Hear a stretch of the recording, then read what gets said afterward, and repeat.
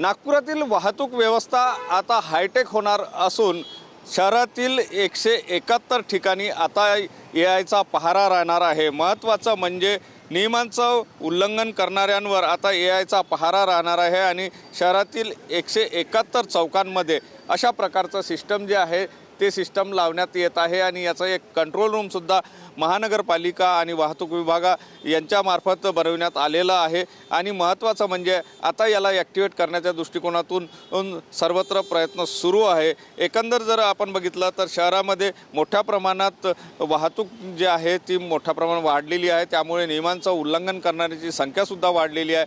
अशामध्ये AIचा वापर करून जे चालान आहे ते केलं जाणार आहे आणि तशा प्रकारची सिस्टम आपण या ठिकाणी जर आपण बघितली तर अत्याधुनिक अशी सिस्टम या ठिकाणी लावण्यात आलेली आहे आणि याच माध्यमातून शहरातील 171 चौक जे आहे ते कंट्रोल करणार आहे। म्हणजेच सरळ AIचा पहारा जो आहे तो 171 चौकांवर राहणार आहे। लेडीज क्लब चौकामध्ये या संदर्भातलं एक IITSS जंक्शन उभारण्यात आलेलं आहे आणि त्या माध्यमातून तिथे महानगरपालिका आणि वाहतूक विभागाचं कंट्रोल राहणार आहे, निगराणी त्याच्यावर राहणार आहे आणि त्या माध्यमातून याचं सगळं जे कंट्रोल आहे ते केलं जाणार आहे।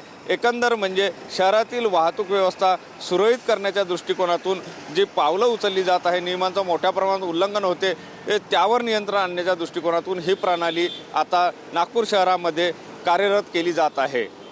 कॅमेरामन सचिन सयामसह सुनील ढगे, TV9 मराठी, नागपूर।